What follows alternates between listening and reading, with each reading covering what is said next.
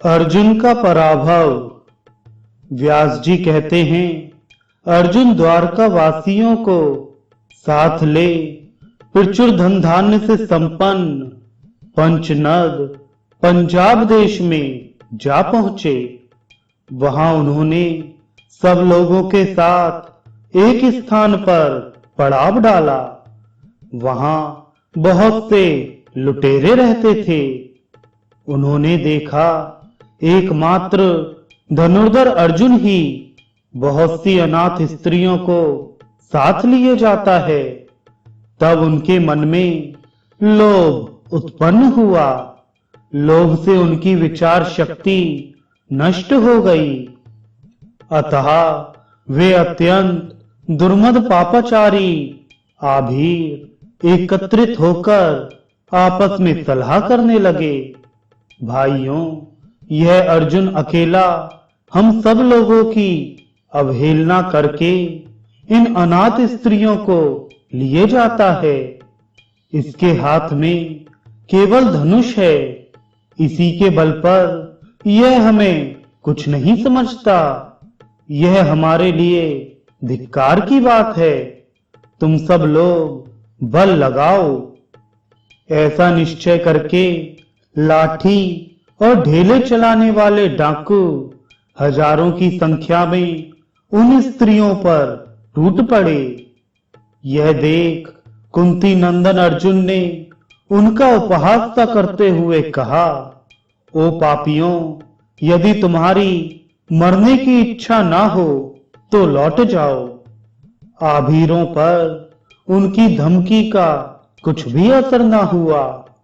उन्होंने अर्जुन के वचनों की अवहेलना करके सारा धन लूट लिया। तब अर्जुन ने अपने दिव्य गांडीव धनुष को चढ़ाना आरंभ किया, किंतु बलवान होने पर भी वे उसे चढ़ा ना सके।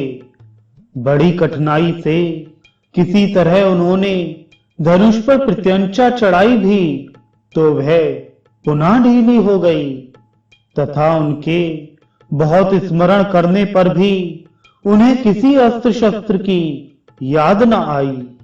उन्होंने डाकुओं पर बाण चलाए, किंतु वे बाण उन्हें घायल न कर सके।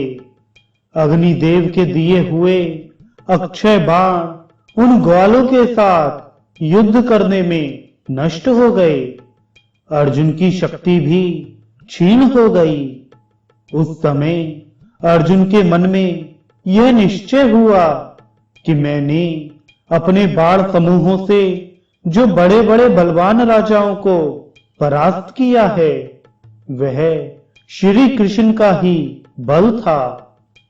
बाणों के नष्ट हो जाने पर अर्जुन ने धनुष की नोक से डाकुओं को मारना आरंभ किया, किंतु वे उनके इस प्रहार की हंसी उड़ाने लगे। वे म्लेच्छ लुटेरे अर्जुन के देखते देखते वृषणी और अंधक वंश की सुंदर स्त्रियों को लेकर चारों ओर चंपत हो गए। तब अर्जुन ने दुखी होकर कहा, हाय, यह बड़े कष्ट की बात हुई। अहो, भगवान श्री कृष्ण ने मुझे अकेला छोड़ दिया। यूं कहकर वे फूट फूट कर रोने लगे और रोते रोते ही बोले, हाय, यह वही धनुष है, वे ही बाण हैं, वही रथ और वे ही घोड़े हैं, किंतु आज सब एक साथ ही नष्ट हो गए। अहो, देव बड़ा प्रबल है।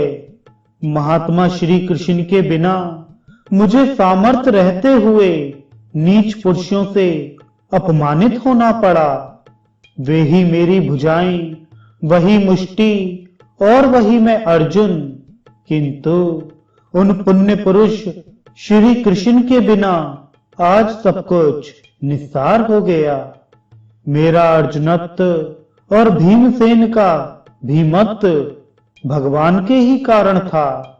तभी तो आज उनके ना रहने पर मुझे आभीरों ने जीत लिया, अन्यथा यह कैसे संभव था?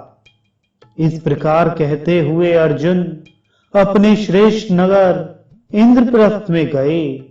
वहां उन्होंने यादव कुमार वज्र को यदुवंशियों का राजा बनाया। तदनंतर वे वन में आकर मुझसे मिले और मुझे विनय पूर्वक प्रणाम किया।